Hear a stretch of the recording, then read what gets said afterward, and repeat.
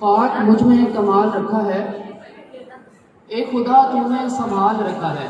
خاک مجھ میں کمال رکھا ہے، اے خدا تو نے سنبھال رکھا ہے۔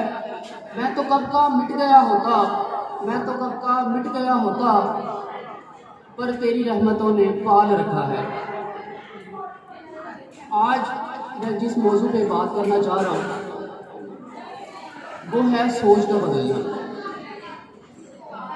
جب تک ہم اپنی سوچ کو چینج نہیں کرتے ہماری زندگی نہیں بدل سکتی، اور سوچ جب چینج ہوتی ہے تو انسان کی زندگی بدل جاتی ہے۔ جب سوچ چینج ہوتی ہے تو انسان کا کردار بدل جاتا ہے۔ جب سوچ چینج ہوتی ہے تو انسان کے سوچنے کا انداز بدل جاتا ہے۔ تو ہم کہہ سکتے ہیں کہ کوئی بھی پرسن تب تک کامیاب نہیں ہو سکتا جب تک اس کی سوچ کو چینج نہ کیا جائے۔ We cannot change our life until we cannot change our thinking۔ کہ جب تک ہم اپنی سوچ کو نہیں بدلیں گے ہم اپنی زندگی کو چینج نہیں کر سکتے۔ میں اپنے اس موضوع کو سمجھانے کے لیے آپ کے سامنے ایک چھوٹی سی سٹوری رکھنا چاہ رہا ہوں۔ امید ہے آپ لوگوں کو سمجھ آئے گی اور آپ لوگ توجہ سے سنیں گے بھی۔ ایک درخت تھا اور اس درخت پر دو گھونسلے تھے۔ گھونسلے تو سمجھتے ہیں نا سبھی؟ جی سمجھتے ہیں جی۔ تو اس کے اوپر ایک کوے کا گھونسلہ تھا اور ایک عقاب کا گھونسلہ تھا۔ عقاب کا ذرا تھوڑا اوپر تھا اور کوے کا ذرا تھوڑے نیچے تھا۔ تو ایک رات کیا ہوا، بہت طوفانی بارش آئی اور طوفان چلا، تو عقاب کا انڈا جو تھا وہ کوے کے گھونسلے میں گر گیا۔ تو اس سے کیا ہوا کہ کچھ ٹائم گزرا اور ان انڈوں سے بچے آ گئے۔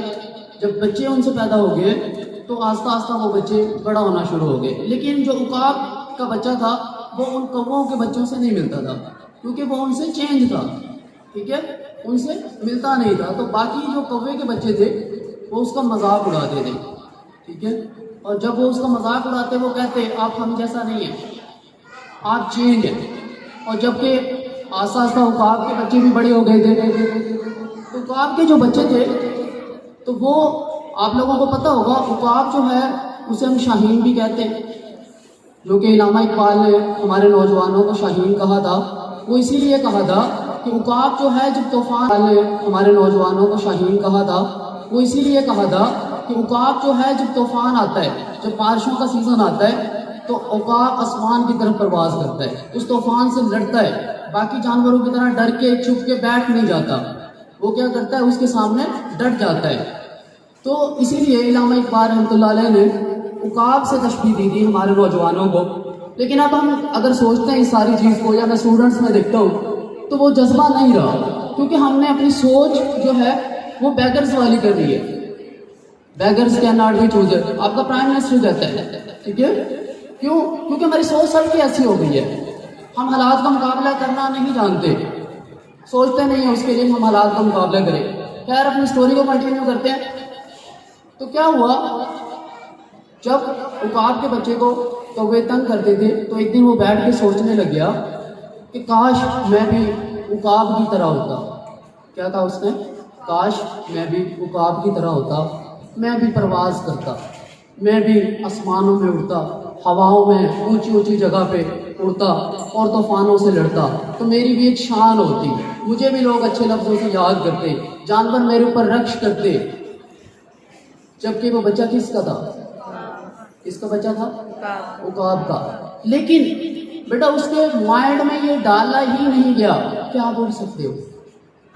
باقی بچوں جیسا تھا ویسا ہی دکھنے میں تھا، وہ بھی اس کے پاس پر تھی، لیکن ان کے مائنڈ میں کیا تھا کہ ہم اڑ سکتے ہیں، ہم طوفانوں سے لڑ سکتے ہیں۔ اور اس عقاب کے بچے میں کیا تھا کہ اس کی سوچ کو چینج ہی نہیں کیا گیا۔ دیکھیں جب سوچ بدلتی ہے، جب سوچ بدلتی ہے، قائد اعظم رحمۃ اللہ علیہ کی سوچ بدلی، پاکستان بن گیا۔